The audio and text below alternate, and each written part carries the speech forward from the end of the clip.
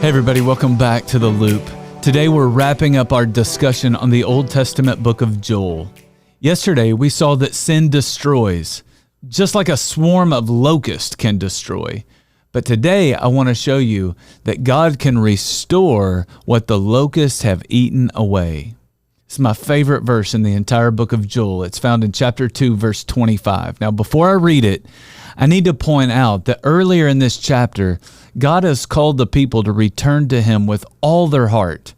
We can run from sin and we can run into the presence of God because God is gracious and compassionate, slow to anger and abounding in love. All of that describes God in verse 13.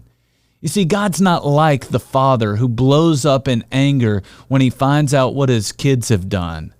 He knows what you've been up to. He knows that it's destroying your life, and all He wants is for you to get out of that sin. When we do that, God starts to restore what the locusts have eaten away. Listen to verse 25. He said, I will repay you for the years that the locusts have eaten away. Think about what your sin has cost you, and then rejoice over the fact that God can pay you back. Your sin cost you in your career.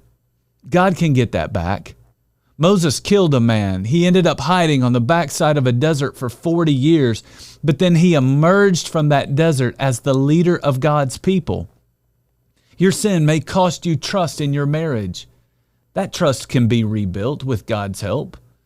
Your sin may cost you credibility with your kids. With God, that credibility can be restored. Your sin may cost you financially. God can help you get that money back and much more. Whatever sin has destroyed, God can restore. Just live in His presence. Enjoy His grace and trust Him to rebuild your life in His perfect timing.